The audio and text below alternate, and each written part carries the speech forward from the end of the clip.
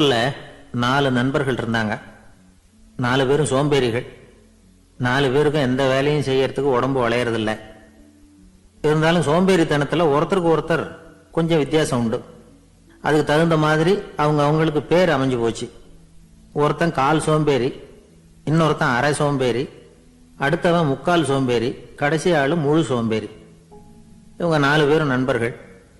அப்புறம் எப்படி காரியம் நடக்கும்? 4 பேரும் ஒரு வீதியில் அப்படியே நடந்து போய்கிட்டு இருக்கிறாங்க. நல்ல பசி. எங்கேயாவது சோறு போடுவாங்களா அப்படின்னு பார்த்துக்கிட்டே வந்தாங்க. அவங்க வந்த வழியில் ஒரு ரூபா காசு கிடந்தது தரையில். அவங்க கண்ணில் அது பட்டுது. ஆனாலும் அதை குனிஞ்சு எடுக்கணுமே, அதுக்கு சோம்பேறித்தனம். முழு சோம்பேறி பார்த்தான். பக்கத்தில் வந்துக்கிட்டு இருந்த முக்கால் சோம்பேறிக்கிட்ட சொன்னானா, டேய் அதை கொஞ்சம் குனிஞ்சு எடுறா அப்படின்னானா. அவன் என்ன பண்ணான் தெரியுமா? அதுக்கு அடுத்தபடியா வந்த அரை சோம்பேறிகிட்ட சொன்னானா, என்ன எல்லாரும் பேச, நீ அதை கொஞ்சம் குனிஞ்சு எடுறா அப்படின்னானா. அவன் இவனை விட மோசம். அடுத்தவங்க கிட்ட சொல்லியிருக்கிறான்.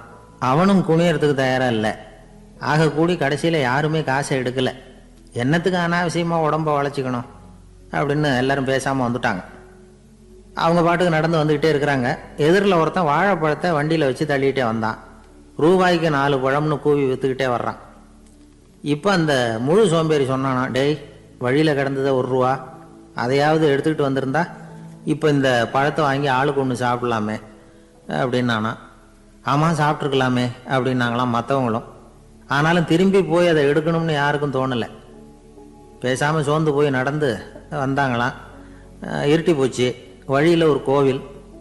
சரி இங்கேயே படுத்து தூங்குவோம் அப்படின்னா ஒருத்தன். அதுதான் சரின்னாங்க மற்றவங்களும். அப்படியே மண்டபத்தில் படுத்துட்டாங்க.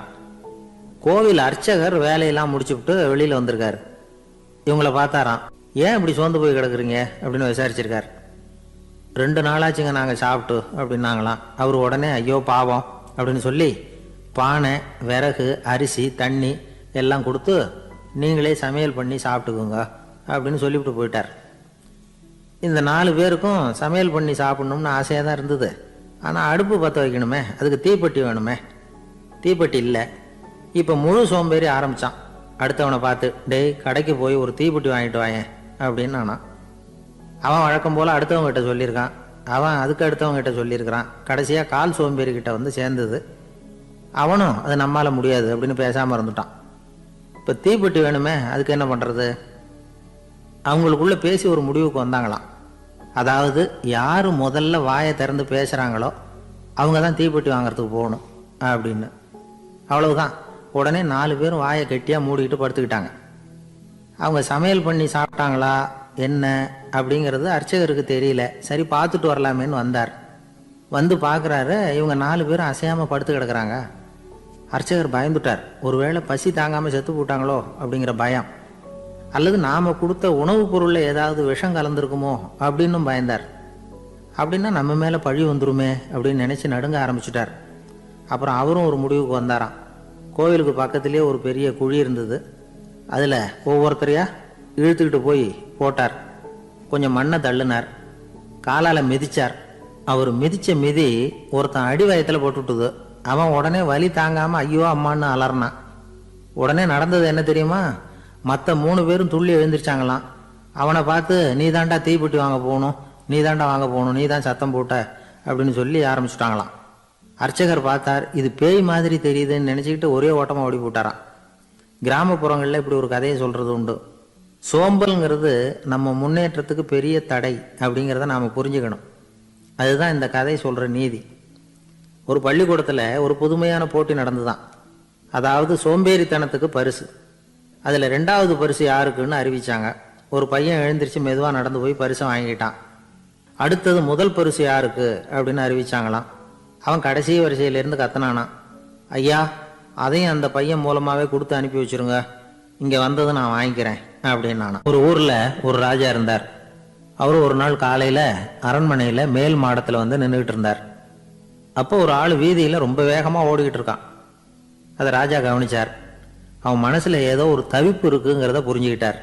உடனே அரண்மனை சேவகர்களை கூப்பிட்டார். அந்த ஆளை இங்கே அழைச்சிட்டு வாங்க அப்படின்னார். இவங்க ஓடி போய் அந்த ஆளை அழைச்சிட்டு வந்தாங்க.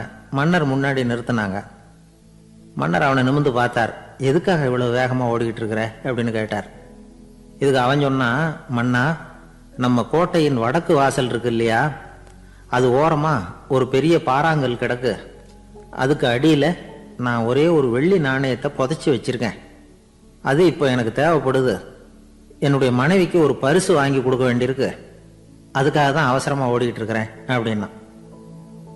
மன்னர் யோசனை பண்ணார். அப்புறம் சொன்னார், அதுக்காகவா இப்படி ஓடுற? பரவாயில்ல, அதை பற்றி கவலைப்படாத. நான் உனக்கு 10 வெள்ளி காசுகள் தர்றேன், வாங்கிட்டு திரும்பி போ அப்படின்னார். இவன் தலையை சொரிஞ்சான். மன்னா, நீங்கள் கொடுக்கறத ரொம்பவும் மகிழ்ச்சியோடு வாங்கிக்கிறேன். இருந்தாலும் அதுக்கப்புறம் அந்த வடக்கு வாசலுக்கு போய் அங்கே இருக்கிற ஒரு நாணயத்தையும் எடுத்துக்கிட்டு போயிடுறேனே அப்படின்னானா. இதை பாருப்பா, அந்த ஒரு நாணயத்தை மறந்துடு, உனக்கு 100 வெள்ளி நாணயங்கள் தரேன் இருக்கார். மன்னா, ரொம்ப மகிழ்ச்சி. உங்கள் மாதிரி தாராள குணம் வேற யாருக்கும் வராது. நீங்கள் கொடுக்குற 100 நாணயங்களையும் வாங்கிக்கிறேன். இருந்தாலும் வடக்கு வாசலுக்கு போய் அதையும் எடுத்துக்கிட்டா 101 ஆயிடுமே அப்படின்னானா. இதை பாருப்பா, அந்த ஒரு நாணயத்தை மறந்துடு, அது எக்கேடாவது கெட்டு போட்டோம். நான் உனக்கு 100 பொற்காசுகள் தரேன், அதையாவது வாங்கிட்டு வந்த வழியிலேயே திரும்பி போடுன்னாராம். தங்க நாணயங்களே தரேன்னு சொல்றீங்க, தாராளமாக வாங்கிக்கிறேன். இருந்தாலும் வடக்கு வாசலுக்கு போய் அப்படின்னு மறுபடியும் ஆரம்பிச்சான். அரசர் பொறுமை இழந்துட்டார். கடைசியாக ஒரு முடிவுக்கு வந்துட்டார். இதை பாருப்பா, உனக்கு என்னுடைய ராஜ்யத்திலேயே பாதியை கொடுத்துட்றேன், அப்படியாவது திருப்தியாக திரும்பி போ அப்படின்னாராம். மன்னா, உங்களுடைய பெருந்தன்மைக்கு ஈடு இணையே கிடையாது. தேசத்திலேயே பாதி பிரித்து கொடுக்குறேன்னு சொல்கிறீங்க, அதனால் உங்ககிட்ட ஒரு சின்ன வேண்டுகோள் அப்படின்னானா. சொல்லுன்னாராம் மன்னர் ஆர்வமா. இவன் மெதுவாக ஆரம்பித்தான். அப்படி இந்த ராஜ்யத்தை 2ஆக பிரிக்கிறப்போ அந்த வடக்கு வாசல் இருக்கிற பக்கத்தை என்கிட்டயே கொடுத்துருங்கோ அப்படின்னானா. மன்னர் அசந்து போயிட்டார். இந்த கதை எதுக்காகன்னு கேட்டால், மனம்ங்கிறது ஒரு குரங்குங்கிறத புரிஞ்சுக்கிறதுக்காகத்தான். உன்னை பிடிச்சிக்கிட்டா லேசில் விடாது. அப்படிப்பட்ட மனசை அறிவு தான் வழி நடத்தணும். அதில் தான் வாழ்க்கையின் வெற்றி அடங்கி இருக்குது. ஒரு சின்ன பையன் தெருவில் அழுதுகிட்டு இருந்தான். ஏன்பா அழுகுறேன்னு ஒரு பெரியவர் கேட்டார். 1 ரூபா காசை இங்கே தொலைச்சுட்டேன் அப்படின்னா. சரி, அதுக்காக அழாத, அதுக்கு பதிலாக 10 ரூபா தரேன், இந்தா வச்சுக்கோன்னு கொடுத்தாரு. அந்த 10 ரூபாயை வாங்கி சட்டப்பையில் போட்டுக்கிட்டு அதை விட அதிகமாக சத்தம் போட்டு அழ ஆரம்பிச்சுட்டான். மறுபடியும் ஏன்டா அழறேன்னு கேட்டார் பெரியவர். அந்த 1 ரூபாயும் கிடைச்சிட்டுதுன்னா இப்போ என்கிட்ட 11 ரூபா இருக்குமே, இப்போ 10 ரூபா தானே இருக்கு அப்படின்னு சொல்லிவிட்டு அழறான்.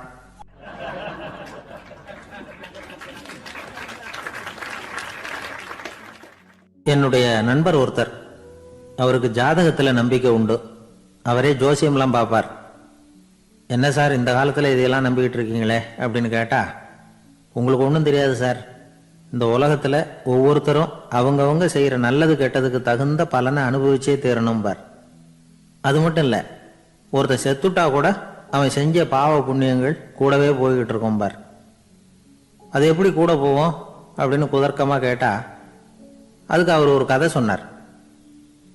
அது ரொம்ப சுவாரஸ்யமாக இருந்தது. அது என்ன கதைன்னா, ஒரு ஊரில் ஒருத்தர் இருந்தாராம். அவர் ஜோசியம் பார்க்குறதுல ரொம்ப கெட்டிக்காரரான். ஒருத்தருடைய தலைமுடியை மட்டும் அவர்கிட்ட காட்டினா போதும், அதை மட்டும் பார்த்துட்டு அவருடைய ஜாதகத்தையே அலசி போடுவாராம். அப்பேற்பட்ட திறமை. அந்த ஆள் ஒரு சமயம் கன்னியாகுமரி கடற்கரைக்கு போயிருந்திருக்கார். அங்கே கரை ஓரமாக ஒரு மண்டை ஓடு கிடந்திருக்கு. அதை எடுத்து பார்த்துருக்கார். அந்த மண்டை ஓட்டை வச்சுக்கிட்டே அதோட ஜாதகத்தை அலசியிருக்கார். இந்த மண்டை ஓட்டுக்கு உரிய ஆசாமி வாழ்க்கையில் ரொம்ப கஷ்டப்பட்டிருக்கணும், நிறைய கஷ்டத்தை அனுபவிச்சிருக்கணும். அது தாங்க முடியாமல் தான் கடலில் விழுந்து தற்கொலை பண்ணிட்டு இருக்கான் அப்படிங்கிறத அவர் கணிச்சுட்டார். இருந்தாலும் இந்த மண்டை ஓடு இன்னமும் அனுபவிக்க வேண்டியது பாக்கி இருக்கு அப்படிங்கிறத அவர் உணர்ந்தாராம். அது சரி, ஒருத்தன் உயிரோடு இருக்கிற வரைக்கும் நல்லது கெட்டதை அனுபவிக்க முடியும், செத்ததுக்கு அப்புறமும் பாக்கி இருக்குன்னா அதை எப்படி அனுபவிக்கிறது? இந்த மண்டை ஓட்டுக்கு இன்னும் கொஞ்சம் பாக்கி இருக்குங்கிறது அவருக்கு புரிஞ்சதே தவிர அதோட அர்த்தம் என்னங்கிறது சரியாக விளங்கலை. சரி, இதை இன்னும் கொஞ்சம் விவரமாக ஆராய்ச்சி பண்ணுவோம் அப்படின்னு நினச்சிக்கிட்டு அதை தன்னுடைய வீட்டுக்கு எடுத்துகிட்டு போயிட்டார். அந்த மண்டை ஓட்டை ஒரு பெட்டியில் வச்சு பூட்டினார். தன்னுடைய தனி அறையில் அதை பத்திரமா வச்சுக்கிட்டார். தினமும் ராத்திரி ஆனதும் தன்னுடைய மனைவியை பார்த்து, நீ போய் பூஜை அறையில் தனியாக படுத்துக்க அப்படின்னு சொல்லிவிட்டு தினம் ராத்திரி 12 மணிக்கு பெட்டியை திறந்து அவர் பார்ப்பார். மண்டை ஓடு அப்படியே இருந்ததை தவிர இன்னும் கொஞ்சம் பாக்கி இருக்குங்கிறதுக்கு அர்த்தம் அவருக்கு விளங்கலை. அந்த மண்டை ஓட்டுக்கு இன்னும் என்ன பாக்கி இருக்க போகுது? இப்படியே ஒரு 10 நாள் போச்சு. அந்த வீட்டம்மாவுக்கு சந்தேகம் வந்துட்டுது. நம்ம வீட்டுக்காரரு நம்மளை தனியாக ஏன் தூங்க சொல்கிறார் அப்படிங்கிற சந்தேகம். உடனே பக்கத்து வீட்டு அம்மா கிட்ட விஷயத்தை சொல்லியிருக்கிறாங்க. அந்த அம்மா உடனே நீ கவலைப்படாத, நான் கண்டுபிடிச்சி சொல்கிறேன் அப்படின்னு சொல்லிவிட்டாங்களாம். அன்னைக்கு ராத்திரியே ஜன்னல் வழியாக எட்டி பார்த்துருக்குறாங்க. இந்த ஆள் மண்டை ஓட்டை கையில் வச்சுக்கிட்டு அது திருப்பி திருப்பி பார்த்துக்கிட்டு இருக்கிறான். அதை பார்த்துட்டாங்க. மறுநாள் காலையில் அவரோட மனைவியை பார்த்தாங்க. ஏம்மா, உன் வீட்டுக்காரருக்கு நீ முதல் மனைவியா ரெண்டாவது மனைவியா அப்படின்னு கேட்டாங்களாம். எனக்கு தெரிஞ்ச வரைக்கும் நான் ஒருத்தி தான் அவருடைய மனைவி அப்படின்னாங்களாம் அவங்க. அப்படி இல்லை, நீ அவருக்கு ரெண்டாவது மனைவி. முதல் மனைவியின் மண்டை ஓட்டை தான் அவர் தினமும் ராத்திரியில் எடுத்து பார்த்துக்கிட்டு இருக்கிறார் அப்படின்னாங்க அடுத்த வீட்டு அம்மா. அப்படியா விஷயம் அப்படின்னு சொல்லிவிட்டு கணவன் வீட்டில் இல்லாத நேரமாக பார்த்து அந்த மண்டை ஓட்டை எடுத்து கொண்டாந்து ஒரு உரல்ல போட்டு உலக்கையால் குத்தி நொறுக்க ஆரம்பிச்சிட்டாங்க. வெளியில் போயிருந்த அந்த ஆள் அப்போ தான் உள்ள நுழைஞ்சார். மண்டை ஓடு உலக்கை கிட்ட குத்து வாங்கிக்கிட்டு இருக்கு. அது அனுபவிக்க வேண்டியது இன்னும் கொஞ்சம் பாக்கி இருக்குங்கிறதுக்கு அர்த்தம் எனக்கு இப்போதான் புரிஞ்சுது அப்படின்னாராம் அவர். இந்த கதையிலேருந்து நாம் இன்னொரு நீதியையும் புரிஞ்சுக்கணும். அதாவது நம்ம வீட்டை பற்றி நமக்கு புரியாததெல்லாம் அடுத்த வீட்டுக்காரங்களுக்கு நல்லா புரியும். இந்த காலத்தில் ஒருத்தர் ஒரு நீச்சல் குளத்தில் நீச்சல் அடிச்சுக்கிட்டு இருக்கிறார். காவலுக்கு இருந்தவர் அதை கவனிச்சுட்டார். கரையிலேருந்து சத்தம் போட்டாராம், இதோ பாருங்க, இங்கே ராத்திரி 8 மணிக்கு மேலே நீச்சல் அடிக்கிறது சட்டப்படி குற்றம், அதுக்கு அனுமதி கிடையாது, தெரியாதா உங்களுக்கு அப்படின்னாராம். இதுக்கு அவரு, ஐயையோ நான் நீச்சல் அடிக்க வந்தவன் இல்லைங்க, சும்மா சுற்றி பார்க்க வந்தவன், தடுமாறி குளத்தில் விழுந்துட்டேன், நீச்சல் தெரியாது, அதனால் தத்தளிச்சுக்கிட்டு இருக்கிறேன் அப்படின்னு கத்துனாராம். கரையில் இருந்தவர் பார்த்தார். ஓ அப்படின்னா சரி, அதுக்கு ஒன்றும் தடை இல்லை அப்படின்னு சொல்லிவிட்டு அவர் பாட்டு நடந்து போயிட்டாராம்.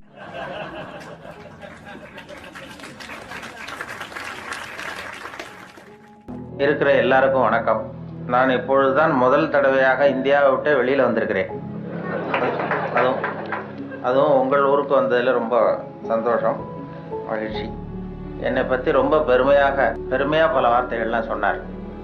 அவர் அவ்வளவு பெருமையாக சொன்னதற்கு காரணம் அவ்வளவு நானே அவருக்கு எழுதி கொடுத்தது.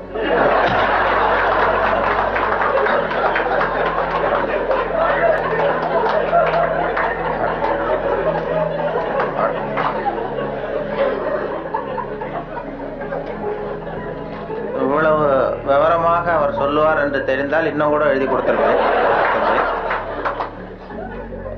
அதனால அவருக்கு முதல்ல நன்றி சொல்ல வேண்டும். எனக்கு யாரும் பொன்னாடையெல்லாம் போத்துகிற பழக்கம் எனக்கு அதிகமாக அனுபவம் இல்லை, யாரும் போத்துறதில்லை. நானாக போய் பேசிட்டு வருவேன். இப்படிப்பட்ட பொன்னாடைகள் இங்கே ரொம்ப அபூர்வமாக போத்துனது, அதுவும் இந்த இடத்துக்கு ரொம்ப அவசியம். அது குளிர் அதிகமாக இருக்கிறது. நான் காசு கொடுத்து பொன்னாடை போத்திக்கிறது உண்டு சில இடங்களில். இதெல்லாம் கௌரவத்துக்காக போற்றப்படுகிற பொன்னாடை. காசு கொடுத்து பொன்னாடை போத்திக்கிறது உண்டு. நாங்கள் இந்தியாவில் மாதம் ஒரு முறை இப்படி போத்திக்குவேன். அது யாருன்னா எனக்கு இந்த முடி வெட்டுகிற நண்பர்கிட்ட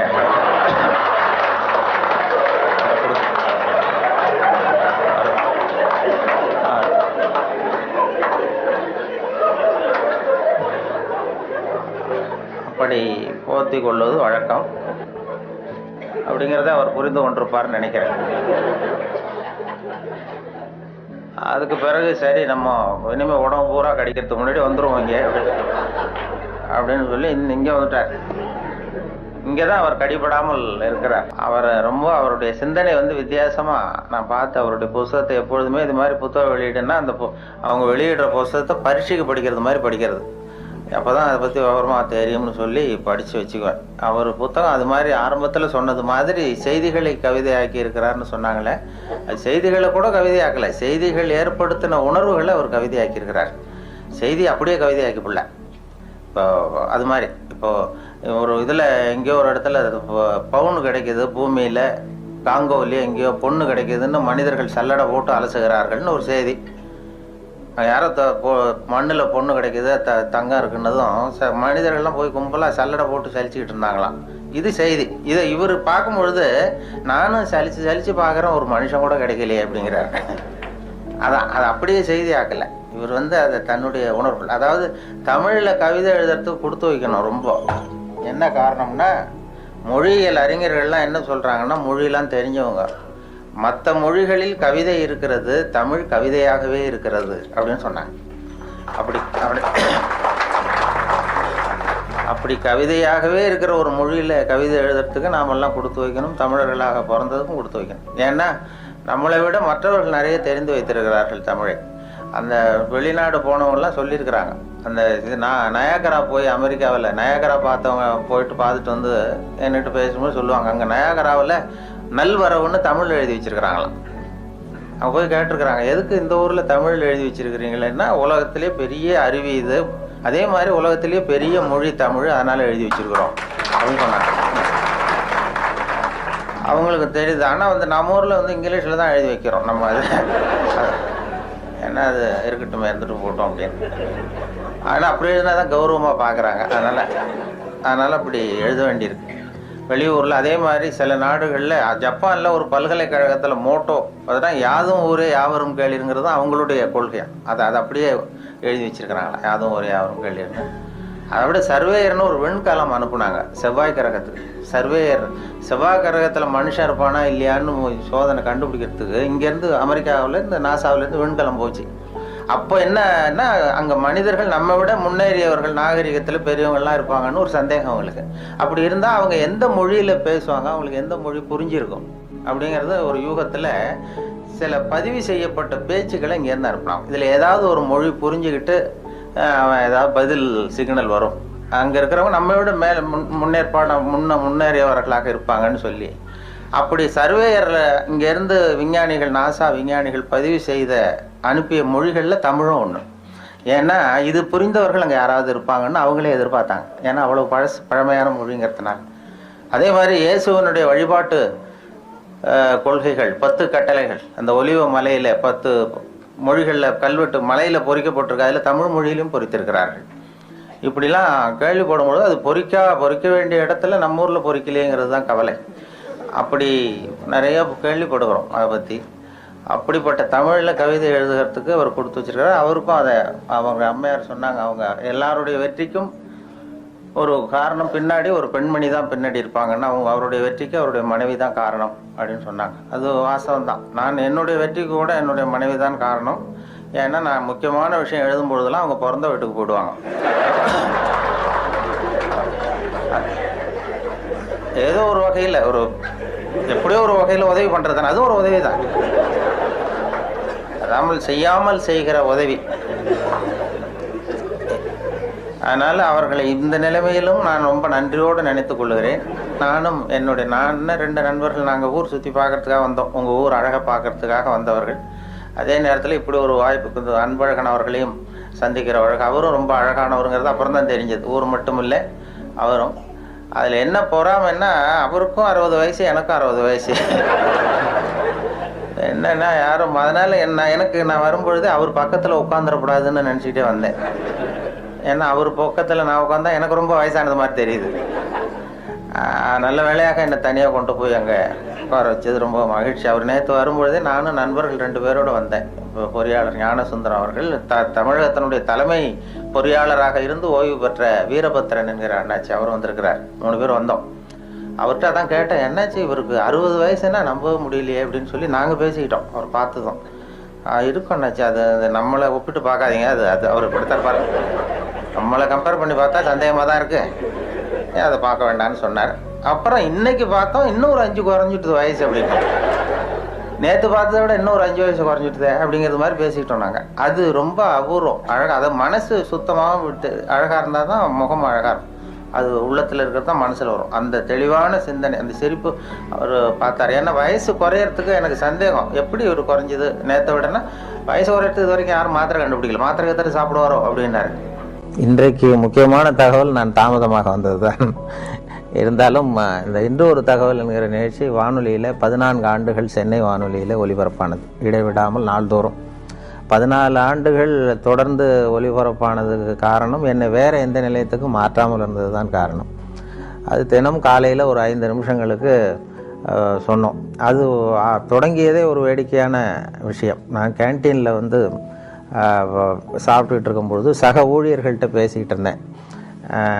நீங்கள் இனிமேல் ரேடியோவில் ரொம்ப சிரமப்பட்டு நிகழ்ச்சிகள் தயார் பண்ண வேண்டாம், ஏன்னா தொலைக்காட்சி வந்து விட்டது, அதனால் எல்லாரும் அதை தான் பார்க்க போகிறாங்க, நாம் ஒன்றும் அதிகமாக சிரமப்பட வேண்டியதில்லைன்னு சொல்லிட்டு இருந்த வேடிக்கையாக இது எங்களுடைய இயக்குனர் காதுக்கு போயிட்டுது. உடனே அவர் கூப்பிட்டு இது மாதிரி பேசிக்கிட்டு இருந்தியாமேன்னாரு. ஆமாம் சார்ண்ணே, நாளையிலேருந்து உனக்கு 5 நிமிஷம் காலையில் ஒரு நேரத்தை ஒதுக்கி தர்றோம், ஜனங்களுக்கு உபயோகமான விஷயத்தை சொல்லு அப்படின்னு சொல்லி என்கிட்ட ஒதுக்கி கொடுத்தார். இந்த தவளை தன் வாயால் கேடும்னு சொல்கிறாங்கல்ல, அது மாதிரி அந்த கேண்டீனில் பேச போய் அவரை சொன்னேன். அவர் ஆரம்பிக்கும் பொழுதே இன்று ஒரு தகவல்னு ஆரம்பிக்கலாம், தினம் ஒரு 5 நிமிஷம் பேசினார். சார், இது நான் ஏற்கனவே விவசாய ஒலிபரப்பினுடைய பொறுப்பாளராக இருக்கிறேன், விவசாய நிகழ்ச்சிகளுடைய ஒலிபரப்பு பொறுப்பாளர். அதையும் பார்த்துக்கிட்டு இன்னொரு தகவலையும் சொல்கிறதுங்கிறது சிரமமாக இருக்கும், அதனால் ஒரு வாரம் ஒரு நேரம்னு வைத்துக்கொள்ளலாம்னு சொன்னேன். வாரத்துக்கு ஒரு நிகழ்ச்சியாக. இல்லை நீயே சொல்ல வேண்டாம், தொடர்ந்து 1 மாதம் சொன்னால் போதும், அடுத்த மாதத்துக்கு வேறொரு பொறுப்பாளரை நியமிச்சுடலாம் அப்படின்னு சொல்லி தான் அவர் என்கிட்ட அந்த பொறுப்பை படித்தார். 1988 ஜூலை 1 தேதி இதை தொடங்கணும். ஜூலை 30 இந்த கடைசி நேரத்தில் போய் இயக்குனர்கிட்ட சொன்னேன், என்னுடைய கடமை முடிஞ்சது, வேறு அடுத்தவரை ஏற்பாடு பண்ணுங்கன்னு சொல்லி. அப்போ ஐயோ அதை நான் மறந்துட்டேன், திடீர்னு இப்போ இன்றைக்கி நாளைக்கு வேறு ஒருத்தட்ட ஒப்படைச்சோம்னா அவர் சிரமப்படுவார், அதனால் இந்த ஆகஸ்ட் மாதமும் நீயே சொல்லிட்டு வா, செப்டம்பரில் மாற்றிக்கலாம்னு சொல்லி சொன்னார். நான் ஆகஸ்ட் 15 போய் சொல்ல ஆரம்பித்தேன், சார் எங்களுக்கு சுதந்திரம் கொடுங்க, எனக்கு சுதந்திரம் கொடுங்கன்னு.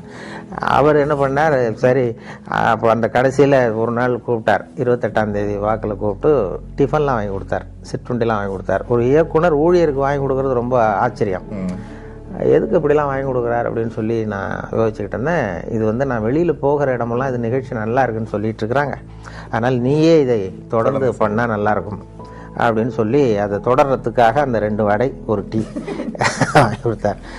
அந்த 2 வடைக்கும் டீக்கும் நன்றி உள்ளவனாக இது வரைக்கும் ஒரு 14 ஆண்டுகள் சொல்லிகிட்டு இருக்கேன். அது வேண்டாம்னு சொல்கிறப்ப நிறுத்திக்கலாம்னு அவர் சொன்னார். தொடர்ந்து சொல்கிறது சிரமமாக இருக்கும்னா, இல்லை நீ எப்போ வேண்டான்னு சொல்கிறேன் அப்போ நிறுத்திக்குவோம் அப்படின்னார்.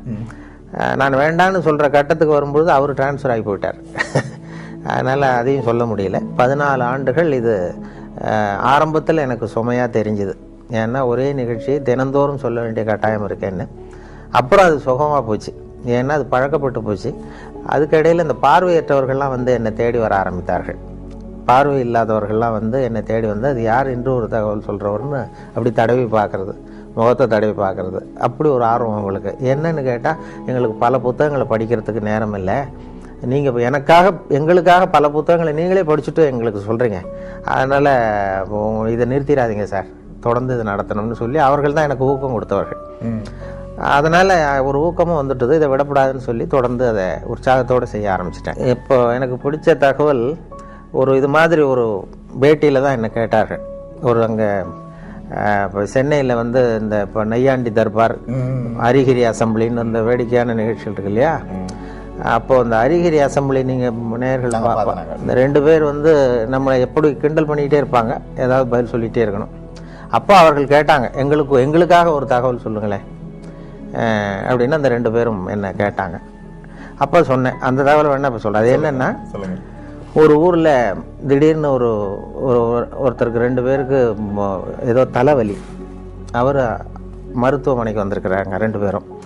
டாக்டர் எங்களுக்கு வந்து தலை வலிக்குது, என்னென்னு பாருங்கள் அப்படின்னு சொல்லி கேட்டாங்க. டாக்டர் சோதனை பண்ணி பார்த்ததும் மூளையில் கோளாறு இருக்குது, அதனால் அதை பிரித்து எடுத்து சரியாக மறுபடியும் சரி பண்ணி பொருத்தணும், அதனால் உங்கள் 2 பேரும் இங்கே அட்மிட் பண்ணுறேன்னு சொல்லி அங்கேயே படுக்க வச்சு அந்த 2 பேருடைய தலையை திறந்து மூளையை தனியாக எடுத்து கொண்டு போயிட்டார், லேபரேட்டரி கொண்டு போனார், பரிசோதனை சாலை கொண்டு போய் அதில் சிகிச்சையெல்லாம் பண்ணி மறுபடியும் கொண்டு வந்து அதில் பொருத்திடுறேன்னு எடுத்துகிட்டு போயிட்டார். எல்லாம் சரி பண்ணி கொண்டு வந்து பார்த்தா அந்த 2 பேருமே காணும். இந்த வெறும் தலையோடு இருந்தாங்கல்ல, எங்கேயும் ஆளே காணும். ஐயோ அந்த 2 பேரும் என்ன ஆச்சுன்னு சொல்லி அந்த 2 மூளையும் சரி செய்த மூளையை இது ஃப்ரிட்ஜில் வச்சுட்டார், குளிர்சாதன பெட்டியில் வச்சு அவங்க எப்போவாவது கண்டுபிடிச்சி அவங்களுக்கு பொருத்தி விடணும்னு சொல்லி வச்சுட்டார்.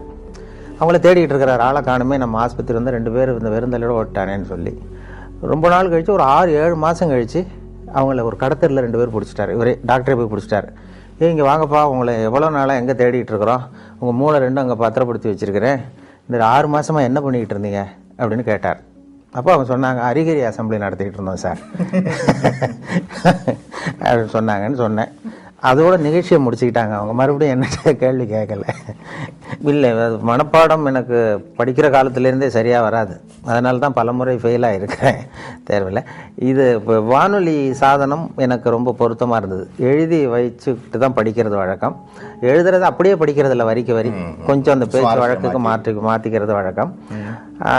அதனால் வானொலி வந்து எனக்கு அதுதான் என்னுடைய பலமாக இருந்தது. ரொம்ப காலம் வரைக்கும், ஒரு 7-8 வருஷம் என்று ஒரு தகவல் சொல்லுகிற வரைக்கும் என்னுடைய முகம் வெளியில் தெரியாது. இப்போ தெரியாது, யார் சொல்கிறாங்கங்கிறது தெரியாது. அதனால் இப்போ பேருந்துகள்லேயும் யாராவது இதை பற்றி பேசிக்கிட்டு போகிறத நான் காதில் கேட்டிருக்கிறேன். அப்படி அதனால் எனக்கு முகம் தெரியாத வரைக்கும் எனக்கு கொஞ்சம் பலமாக இருந்தது. தினசரி இப்போ எங்கள் வானொலி நிலையத்தில், சென்னை வானொலிக்கு யாராவது ஒரு 10 பேராவது வருவார்கள் தேடி வர்றது. அந்த அங்கே உள்ள இது சுற்றுலா வர்றவங்க வானொலி நிலையத்துக்கும் வருவார்கள். அப்படி வரும்பொழுது இந்த இன்னும் ஒரு தகவல் சொல்கிறவர் யார், அவர் முகத்தை பார்க்கணும்னு வருவாங்க. அப்படி தினம் 10 பேராவது வந்து முகத்தை பார்க்கணும்னு சொல்லி பார்த்துட்டு போகிறது உண்டு. அதில் என்ன ஒரு அதிசயம்னா, ஒரு தடவை வர்றவங்க அடுத்த தடவை வர்றதில்லை. அதனால் அது ஒரு என்னுடைய யாராவது திரும்பி வருவாங்களான்னு பார்க்குறது உண்டு, வர்றதில்லை. அதனால் நமக்கு முகத்தை காட்டாமல் இருக்கிற வரைக்கும் தான் மரியாதை அப்படிங்கிறது மாதிரி வச்சுருந்தேன். அவசியமாக என்ன ஆகிட்டுன்னா, ஒரு கட்டத்தில் ஒரு கட்டாயமாக சில தொலைக்காட்சிகள் வர வேண்டிய சூழ்நிலை வந்தது. அதுக்கு பிறகு என்னை தேடி வருகிறவர்களுடைய எண்ணிக்கையும் குறைஞ்சிட்டது. அதாவது நானே இளம் வயதில் மயில்வாகனனுடைய ரசிகன். மயில்வாகனம்ங்கிற அவர் அந்த இலங்கை வானொலி தான் கேட்டுக்கிட்டு இருப்போம், அறிவிப்பாளரை கேட்டுக்கிட்டு இருப்போம். நான் சின்ன பையனாக இருக்கும் பொழுது வானொலியில் தினம் அதை வச்சு, அப்போ பெரிய பெட்டி, இப்படி சின்ன பெட்டிலாம் இருக்காது. எங்கள் வீட்டுக்கு தான், எங்கள் கிராமத்துக்கே முதல் தடவையாக அந்த வானொலி பெட்டி வந்தது. அதை ரொம்ப பத்திரமா ஒரு அறையில் பூட்டி வச்சு அதுக்கு ஒரு பூட்டு போட்டு தினம் மாலையில் கேட்போம். இலங்கை வானொலி தான் கேட்குறது. அப்போ மயில்வாகனுடைய குரல் எங்களுக்கு இளைஞர்களுக்கு நிறைய பேருக்கு பிடித்தம். நாங்கள் நேயர் விருப்பம்லாம் எழுதி போடுவோம், எங்களுக்கு பிடித்த பாடல்களை ஒளிபரப்புங்கள்னு சொல்லி அதெல்லாம் எழுதி போட்டிருக்கிறது உண்டு. அவர்கள் சொல்கிறது அதுதான் இப்போ ஒலிபரப்புக்கு ஒரு ஒலிபரப்பு எப்படி இருக்கணுமோ அப்படி இருந்தது இலங்கை வானொலிங்கிறது தான் உண்மை. இந்திய வானொலியில் கொஞ்சம் அந்த செயற்கைத்தனங்கள் அதிகம் அது இருந்தது. அப்புறம் இப்போ காலப்போக்கில் இப்போ நாங்கள் மாற்றிட்டோம், ரொம்ப இயல்பாக பேசுகிற பழக்கத்துக்கு வந்துட்டோம். அதனால் இலங்கை அறிவிப்பாளர்கள் எனக்கு இப்போ நேரடி பரிச்சயம் BH அப்துல் ஹமீது என்னை நேரடியாக சந்திக்க வைத்தார்கள் ஒரு தொலைக்காட்சி நிகழ்ச்சிக்கு. முதல் மரியாதைன்னு ஒரு நிகழ்ச்சி தொடங்கி அந்த இந்திய தொலைக்காட்சியில் என்னையும் BH அப்துல் ஹமீதையும் சந்தித்து 1 மணி நேர நிகழ்ச்சி 2 பேரையும் உரையாட வைத்து எடுத்தார்கள். அப்போது இது போன்ற கருத்துக்களை பரிமாறிக்கிட்டோம். அதனால் இலங்கை வானொலி அறிவிப்புங்கிறது ரொம்ப இயல்பானதுங்கிறது உண்மை. இப்போ எங்களுக்கு என்னென்னா, அந்த இப்போ வானொலியில் 3 விதமாக குரலை பயன்படுத்த சொல்லி பயிற்சி கொடுத்துருக்கிறார்கள். வானொலியில் குரலை மட்டுமே உபயோகப்படுத்துகிறவர்கள் 3 விதமாக பண்ணலாம்னு சொல்லி, அதாவது ஒன்று அறிவிப்பு, விவரிப்பு, நடிப்புன்னு சொல்கிறது, அனௌன்ஸ்மெண்ட், ஆக்டிங், நடுவில் நேரேஷன் அப்படின்னு சொல்லி பிரித்து கொடுத்துருக்குறாங்க. அறிவிப்புன்னு வரும்பொழுது, ஒன்றை அறிவிக்கும் பொழுது என்னுடைய அபிப்பிராயம் என்னங்கிறது தெரியக்கூடாது. ஒரு அறிவிப்பாளருடைய தகப்பனார் அமைச்சர்னு வைங்களேன், அந்த அமைச்சர் அன்று காலையில் கொல்லப்பட்டிருக்கிறார்னு வச்சுக்கோங்க, சுட்டு கொல்லப்பட்டார். அந்த செய்தியை அந்த அமைச்சருடைய மகன் அறிவிப்பாளராக இருந்து வாசிக்கிறார். அவர் அழக்கூடாது. அதாவது சுட்டு கொல்லப்பட்டு தன்னுடைய தந்தைங்கிற உணர்வு ஒரு முகத்தில் தெரியக்கூடாது. அந்த அறிவிப்பில் தன்னுடைய ஈடுபாடு, தன்னுடைய அபிப்பிராயம், அல்லது 2 நாடுகளுக்கு இடையே போர், அதை பற்றி அறிவிக்கிறோம், நாம் எந்த நாட்டுக்கு சார்போ அல்லது அதுக்கு ஆதரவாளனா இல்லையா அப்படிங்கிறது தெரியக்கூடாது. இப்போது பீகாரில் வெள்ளம்னு படிக்கிறோம், வெள்ளம் வந்துட்டுதுங்கிறது நம்ம அழுதுகிட்டே படிக்கக்கூடாது. விவசாய அறிவிப்பில் ஒரு பூச்சி விழுந்துட்டுது, அந்த பூச்சிக்கு பாதிப்பு அதிகமாக இருக்குங்கிறதுனால நம்ம சோகத்தை காட்டக்கூடாது. இது அறிவிப்பில் உள்ளது. நடிப்பில் நானாக இருக்கிறது இல்லை, கம்ப்ளீட்டாக நான் வீரபாண்டிய கட்டபொம்மன்னா அது கட்டபொம்மனாகவே மாறிடுறோம். இது 2க்கும் இடைப்பட்டது விவரிப்புங்கிற இதில் கொண்டு வராங்க. விவரிப்பு என்னென்னா, இப்போ கிரிக்கெட் கமெண்ட்ரி, அப்போ லேசாக உற்சாகத்தை காட்டலாம் ஒரு உற்சாகமான நேரங்களில், அல்லது ஒரு பெரிய தலைவர் இறந்துட்டார், அதுக்கு நேர்முக வர்ணனை கொடுக்குறோம். இப்போ நான் எம்ஜிஆர் இருந்த பொழுது நான் நேரடி வர்ணனை கொடுத்தேன். அந்த கடைசியாக அந்த அடக்கம் பண்ணுகிற இடத்துல நான் இருந்தேன். அது மாதிரி வர்ணனை கொடுக்கும் பொழுது கொஞ்சம் அந்த சோகமும் இழையோடணும், அதில் நம்முடைய உணர்வையும் காட்டணும் இல்லையா. சுத்தமாக அறிவிப்பு மாதிரி எனக்கு அதுக்கு சம்பந்தம் இல்லைங்கிறது மாதிரி சொல்லக்கூடாது, இருக்கக்கூடாது. அதனால் 3 வகையை பிரித்து இந்த குரலை வெளிப்படுத்தும்படியாக எங்களுக்கு பயிற்சி கொடுத்தார்கள். அதனுடைய விளைவு தான் என்னென்னா, பல இடங்களில் நாங்கள் எங்களுக்கு சம்பந்தம் இல்லாத மாதிரியே சொல்ல ஆரம்பித்தோம். அதுதான் நீங்கள் கேட்ட கேள்வி. அதனால் இப்போ இலங்கை வானொலியில் அப்படி இல்லை, அந்த இது மாதிரியான பிரிவில் உற்சாகமாக நீங்கள் என்ன நினைக்கிறீர்களோ உற்சாகமாக சொல்லலாம். அதுதான் கேட்பதற்கும் சுவாரஸ்யமாக இருக்கும்.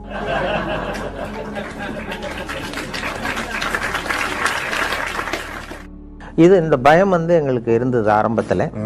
ஆனால் எங்களுக்கு வருகிற விளம்பர வருவாய் குறையல. அது என்னென்னு காரணம்னு பார்த்தா ஒரு புள்ளி விவரம் சேகரித்தார்கள் இந்தியாவில். அதாவது ஊடகங்கள் எந்த அளவுக்கு மக்களை சென்று அடைகின்றனன்னு சொல்லி, பத்திரிகை, வானொலி, தொலைக்காட்சி. இதில் வந்து ரொம்ப புகழ்பெற்ற மீடியா, பாப்புலர் மீடியாங்கிறது தொலைக்காட்சி. ஆனால் அதிகமாக ரீச் ஆகிறது ரேடியோங்கிறது அந்த முடிவு. பாப்புலாரிட்டிக்கும் அதிகமாக ரீச் ஆகிறதுக்கும் என்ன சம்மந்தம் இல்லாமல் இருக்கேன்னு நீங்கள் யோசிக்கலாம். ஒரு விளம்பரத்தை தொலைக்காட்சியில் கொடுக்கும் பொழுது அந்த தொலைக்காட்சியை பார்க்கிறவர்களுக்கு அது போய் சேர்ந்துருது அந்த விளம்பரம். அதே விளம்பரத்தை ரேடியோவில் கொடுக்கும்பொழுது ரேடியோவை கேட்காதவர்களுக்கும் போய் சேருது. எப்படின்னா, ஒரு தேநீர் கடையில் தேநீர் அருந்துறதுக்காக ஒரு 10 பேர் நின்றுட்டு இருப்பாங்க. அவங்களுடைய நோக்கம் ரேடியோ கேட்கணுங்கிறது இல்லை, டீ சாப்பிடணுங்கிறது தான் நோக்கம். அவங்கள அறியாமலே ஒரு விளம்பரம் 10 பேர் காதில் விழுந்துருது. அல்லது அந்த வழியாக சைக்கிளில் போயிட்டு இருக்கிற ஒருத்தர் ஏதோ ஒரு கடையில் பாடுகிற அந்த இதில் இருக்கிற விளம்பரம் போய் சேர்ந்துருது. அதனால் அதிகமாக 87% வந்து வானொலி விளம்பரங்கள் வந்து சென்று அடைகின்றனங்கிறது ஒரு புள்ளி வரும். அந்த பலத்தில் தான் இப்போ வானொலி போய்கிட்டு இருக்கு. நாங்கள் வந்து அதனால தான் அந்த வானொலியினுடைய விளம்பரங்கள் வருவாய் குறையாமல் போயிட்டு இருக்கு. அது முதல்ல நான் வந்து விவசாய ஒலிபரப்பு பிரிவில் திருநெல்வேலி வானொலி நிலையத்தில் சேர்ந்தேன். அப்போ சேர்ந்த புதுசில் ஒரு அறிவிப்பை கொடுத்து விவசாயிகளுக்கு, உழவர்களுக்கு இந்த அறிவிப்பை சொல்லுங்கள்னு எனக்கு பொறுப்பு ஒப்படைச்சாங்க. படிச்சுட்டு நான் இப்போ என்ன பண்ணேன், அதில் என்ன எழுதியிருந்ததுன்னா அதை அப்படியே படிக்க சொல்லி கொடுத்தாரு. அதில் என்ன எழுதியிருந்ததுன்னா, இப்போது திருநெல்வேலி மாவட்டம் புளியங்குடி வட்டார விவசாயிகள் கவனத்திற்கு ஒரு செய்தி. அந்த வட்டாரத்திலே நெல் பயிரில் குருத்துப்பூச்சி விழுந்திருக்கிறது. அந்த குருத்துப்பூச்சிக்கு என்ட்ரின் மருந்து அடிக்க வேண்டும். 1 மில்லி மருந்துக்கு 2 லிட்டர் தண்ணீர் வீதம். 100 மில்லி மருந்தை 200 லிட்டர் தண்ணீரில் சேர்த்து விசை தெளிப்பான் என்றால் 60 லிட்டர் தண்ணீரிலும், கைத்தெளிப்பான் என்றால் 200 லிட்டர் கரைசலும் தெளிக்க வேண்டும் அப்படிங்கிறது அறிவிப்பு. இதை வானொலிகள் அறிவிக்கணும். அப்படியே படிக்க சொல்லி கொடுத்தார்கள். நான் என்ன சொன்னேன், அதை படிக்கும் பொழுது எனக்கு புரியறது மாதிரி பண்ணிட்டேன். புளியங்குடி வட்டார விவசாயிகளே, உங்கள் வயலில் பூச்சி விழுந்திருக்கிறதாக சொல்கிறாங்க. பூச்சிக்கு மருந்து அடிக்கணும், அது ரொம்ப அவசியம். அது எப்படி மருந்து அடிக்கணும்னா, என்ட்ரின் மருந்து அடிக்கணும். 1 வாளி தண்ணி எடுத்து வச்சுங்க. அந்த என்ட்ரின் மருந்து பாட்டில் மூடி இருக்கு, அந்த மூடியால் 2 மூடி மருந்தை அந்த வாளியில் ஊற்றுங்க. ஒரு குச்சியால் கலக்கி வயலில் அடிங்க, சரியாக போடும் அப்படின்னு சொன்னேன். அதாவது மில்லி கணக்கை விட்டுட்டு, ஒரு வாளிங்கிறது 18 லிட்டர் 20 லிட்டர் தண்ணீர், ஒரு மூடிங்கிறது 4 மில்லி மருந்து. அதனால 1 வாளி தண்ணிக்கு 4 மூடி மருந்து அல்லது 2 மூடி மருந்துன்னு நான் கணக்கு சொல்லி போட்டேன். அப்போ அங்கே இயக்குநர்களாக இருந்தவங்க, என்னுடைய அதிகாரிகள், இது இப்படிலாம் வானொலியில் பேசுவது தவற, இப்படி மொழியை கொச்சைப்படுத்தக்கூடாது, ரொம்ப அது துல்லியமாக சொல்லணும், சயின்டிஃபிக்காக சொல்லணும் அப்படிங்கிறது மாதிரி அவர்கள் என்ன கொஞ்சம் இது பண்ணாங்க. சரி சார், நான் திருத்தி கொள்கிறேன்னு சொல்லியிருந்தேன். அதுக்கு பிறகு அந்த புளியங்குடி வட்டாரத்திலேருந்து விவசாயிகள்லாம் வந்தாங்க வானொலி நிலையத்துக்கு. வந்து அவங்க இப்போ அதிகாரிகள்கிட்ட பேசும்பொழுது, சார் ரொம்ப காலமாக இந்த விவசாய அறிவிப்புலாம் கேட்டுக்கிட்டு இருக்கிறோம், ஆனால் இப்போ தான் நீங்கள் என்ன சொல்கிறீங்கன்னு எங்களுக்கு புரியுது விளங்குதுன்னு. அப்போ அவங்களே அதிகாரிகளே பார்த்து என்கிட்ட, நீ இனிமேல் இந்த விவசாய நிகழ்ச்சியில் மட்டும் வேணா அப்படி பேசு, மற்ற இதில் வேண்டாம் அப்படின்னு சொல்லியிருந்தாங்க. அதுக்கு மட்டும் அனுமதி கொடுத்தார்கள். அப்படி ஆரம்பிச்சது தான் அது. அப்புறம் அந்த பேச்சு வழக்குங்கிறதுக்கு ஒரு அங்கீகாரம் கிடைச்சிட்டது. அதாவது பாரதியாரே பேசுவது போலவே எழுதுவது சிறப்புன்னு சொல்லி ஒரு இடத்துல சொல்லியிருக்கிறார். ரேடியோ லாங்குவேஜ், வானொலி மொழிக்கே ஒரு இலக்கணம் உண்டுன்னு சொல்வார்கள். ஒரே வரி இலக்கணம். என்னன்னா, நாம சொல்றது கேட்கறவங்களுக்கு புரியணும், அதுதான் அதனுடைய இலக்கணமே.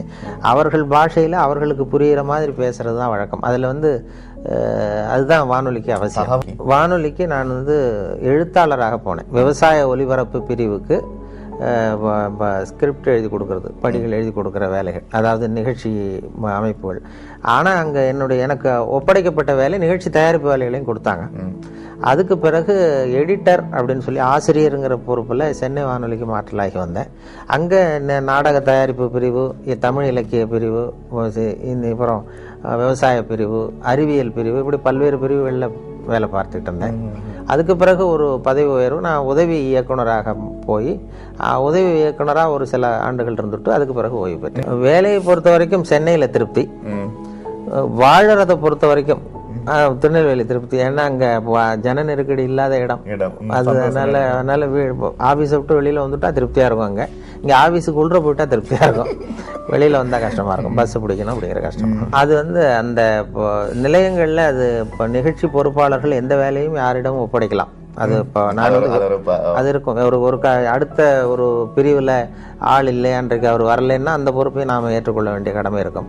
அதுபோல் எனக்கு எல்லா துறைகள்லேயும் ஒரு வேலைகள், பொறுப்புகள் கொடுத்தாங்க. வெளியில் போய் பதிவு பண்ணுறது, பேட்டி எடுக்கிறது, நேர்காணல் பண்ணுறது, முதல் நேர்காணலே நான் விவசாய பிரிவில் இருந்தாலும் என்னை நேர்காணல் பண்ண சொன்னது இந்த நடிகர் தங்கவேலு, K.A. தங்கவேலு, நகைச்சுவை நடிகர், திருநெல்வேலிக்கு வந்திருந்தார் ஒரு நாடகம் நடத்துவதற்காக. அப்போ அவரை பேட்டி காண்றதுக்கு அந்த அந்த அந்த அந்த பிரிவில் இருக்கிற நண்பர் வரல. அதனால நான் விவசாய பிரிவில் இருந்தேன். என்கிட்ட ஒரு மைக்கு அந்த ஒலிப்பதிவு கருவி கொடுத்து நீ போய் அவரை பேட்டி எடுத்துட்டு வான்னு சொல்லி கொடுத்தாங்க. அதுதான் முதல் தடவை நான் அவர்கிட்ட போகிறேன். எனக்கு இப்போ முன் அனுபவம் கிடையாது, என்ன கேட்குறதுன்னு தெரியல. அதனால் போய் பேசிக்கிட்டு இப்போ என்ன சார் நீங்கள் முதல்ல எங்கே எப்படி நடிச்சிங்க, என்ன வேஷம் போட்டிங்க அப்படின்னு கேட்டேன். நான் அதை ஏன் கேட்குற தம்பி, எனக்கு அனுமார் வேஷம் போட்டு விட்டாங்க. ஒரு நாடகத்தில் அனுமார் வேஷம் போட்டு ஒரு ஸ்டூலை போட்டு ஒரு மூலையில் உட்கார வச்சுட்டாங்க. மற்றவங்கெல்லாம் வசனம் பேசிகிட்டு இருக்கிறான், எனக்கு வசனமே கொடுக்கல. நான் மட்டும் அனுமார் வேஷம் போட்டு மூலையில் உட்காந்துருக்கேன் ஸ்டூலில். இதுதான் எனக்கு கொடுத்த முதல் வேஷம்னார். நான் சொன்னேன் அப்படின்னா ரொம்ப கஷ்டப்பட்டு நடிச்சிருப்பீங்க போல் இருக்கே சார், சிரமப்பட்டுன்னு. அதில் என்ன சிரமம் தம்பி, அதான் வசனம் கிடையாது, அனுமார் வேஷம் சும்மா உட்காந்துருக்கிறது தானேன்னார். இல்லைங்க, அனுமார் வேஷம் போட்டுவிட்டு சும்மா உட்காந்துருக்கிறது கஷ்டம் இல்லையாங்க. அப்போ சிரிச்சார். ஓ நான் என்ன மாதிரியே பேசுகிறேன் நீ அப்படின்னு. அப்போ எனக்கு உற்சாகமாக இருந்தது அந்த முதல் நேர்காணலே.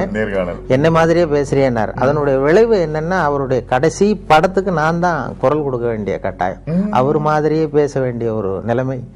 பெரிய மருதுன்னு ஒரு சினிமா படத்தில் அவர் நடிச்சுட்டு இறந்துட்டார். அப்போ அவருடைய குரலுக்கு கொடுக்கணும்னு சொல்லி என்ன தான் அழைச்சிட்டு போய் அவருக்கு குரல் கொடுத்தேன். அவர் ஆரம்பத்தில் என்னை மாதிரியே பேசுகிறேன்னு சொன்னதும் அவரே மாதிரியே பேச வேண்டிய ஒரு சந்தர்ப்பம் கடைசியில் கிடைச்சதும் ஒரு பெரிய எதிர்பாராத ஒரு ஒற்றுமை. அவர் கலந்து கொண்ட கடைசி நிகழ்ச்சி கூட என்னுடைய மகளுடைய திருமணம் தான். மேடை பேச்சு ரொம்ப ஒரு அசௌகரியமான நிலை தான். இப்போ எனக்கு நான் ரேடியோவில் தான் பேசி பழக்கமே தவிர மேடையில் அனுபவம் இல்லை. ஆனால் ரேடியோவில் பேசுகிறதுனால இவர் மேடையிலையும் பேசுவார் போல் இருக்குன்னு சொல்லி கட்டாயப்படுத்தி கொண்டு போய் மேடையை ஏற்றி விட்டாங்க.